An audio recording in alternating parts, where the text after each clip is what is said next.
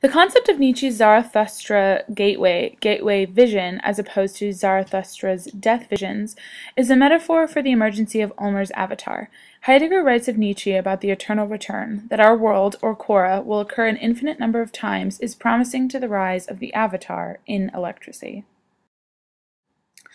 This emergence of the moment, the opening of the dramaspheric now, allows for the emergent avatar to make a stand, to witness the opening of the Cora, the sacred space of the avatar.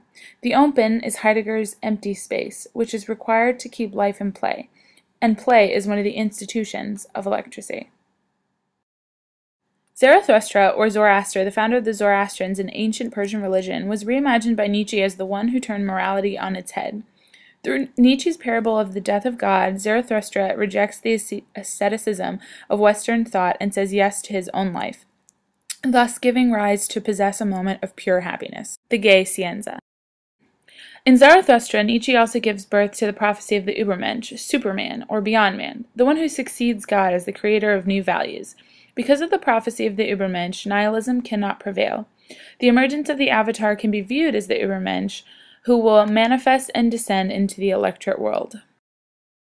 Ulmer also describes the idea of the daemon within this chapter. In order to better understand daemon, it is important to know the root of the word. It comes from the Greek daemon, which refers to benevolent nature spirits. These spirits were something in between divine and mortal. Throughout history, these daemons can be summarized as being guiding spirits or a guardian angel. However, in contemporary psychology, daemon refers to the natural human impulse to perpetuate the self. In addition, it is described as genius. This notion came from the evolution of the daemon from something that existed outside of the body to a force within oneself that served for inspiration. Ulmer explains that this idea reached culmination in the romantic notion of talent and individual genius. Ulmer continues to explain that the daemon causes an inner split between the physical body and the virtual body. The virtual body is essentially imagination, and a dialogue between the two is what is described as consciousness. According to Ulmer, neuroscience claims that it is this split between the two bodies that allows for decision-making, thus revealing its relevance to flash reason. The split allows for inspiration, for moments of genius that allow for people to make decisions. Like daemons, who are caught between mortals and gods, we are caught between our imagination and our physical bodies. Our being is split, and that split allows us to be in the moment and make quickly reasoned decisions which are so important in our electorate world. This flash reason, attainable through our daemon, becomes, as Ulmer states, practical as a general electricity only within the digital apparatus. This is because the apparatus allows us to receive signals from a voice of our daemon or genius. This requires a technical prosthesis. Wit can be considered a synonym for flash reason within an electorate apparatus.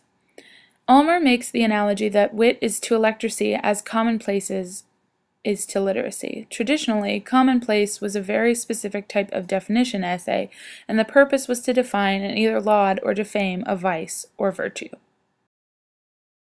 Crossing the threshold is another analogy that Ulmer uses to describe the moment of decision. He gives the example of Socrates' day of trial. Upon leaving his home, Socrates paused at the threshold to consult his daemon. Due to the fact that Socrates was already so far in becoming literate, the lack of response meant that he could continue without deviation in his plans. Today, the point for us, as Ulmer states, is the coexistence of dialectic and mantic practices. The functionality of our electorate moment is to give users access to this voice, which is drowned out by the crowd and the masses. This genius or wit is silenced by the razzle and dazzle components of the popular voice that do not really matter. Building on Nietzsche's idea of the eternal return, Ulmer states that his fundamental point is that we are not given being in advance, we only become what we are. And it is through our avatars that we do this. During literacy, being was achieved only through writing, but now, in electricity, this can be achieved with digital media. He builds on this by explaining that during flash reason, a division of ourself occurs. The recognition of this division or split is a moment of wisdom where we encounter ourself, but many believe that it is impossible for us to be present in the moment. In order to work in this new world, then, a new approach to how we make decisions must be created. Nietzsche addressed this by abandoning the question of judging appearance and reality, and simply accepted his life. This acceptance of a new criteria represents a major shift as we move away from the literate access of true and false to the electorate access of pleasure and pain. So what does this mean? For Nietzsche, it meant saying yes. Yes to the sensory enjoyment he experienced, and even yes to the feeling of enjoyment. He illustrated this in 3 yeses: yes to a statement, yes to its agreeableness of its aesthetic, and yes to the agreeable feeling itself. This third yes is the determinant of the new axis. Our judgments may come to be based on the sensations of pleasure and pain we may feel. Through electricity and images, these yeses will become our new judgment criteria. This new axis represents a large shift or division within us, which may result in changes in our thoughts, behaviors, and even how we consider ourselves. In conclusion, I'd like to reference an artifact of popular entertainment where public knowledge formation can be said to occur. Disney's Hercules incorporates elements of Greek mythology into its narrative, including the Fates, 3 sisters who controlled the destinies of mortals. Ulmer contrasts the notion of daemons as that which possesses or shapes a person's life with Spinoza's contactus, meaning striving or the instinct for self-preservation. Hercules defies the Fates and Hades, who conspire to keep him away from the captured soul of his beloved Megara.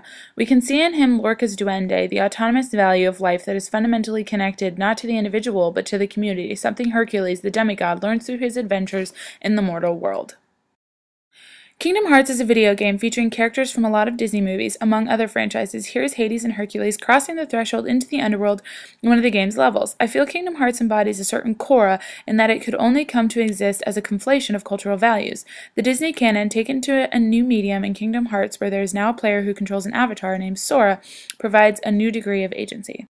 Sora is a boy with 2 parts to himself, the person he is and his nobody, an individual unto itself which splits off from him and takes the name Roxas. Sora thinks the nobodies are his enemies, but it is only by being presented with the alternative perspective of Roxas that he is able to come to a greater understanding of his purpose, to defend Kingdom Hearts, the world of pure light that exists at the nexus of all worlds.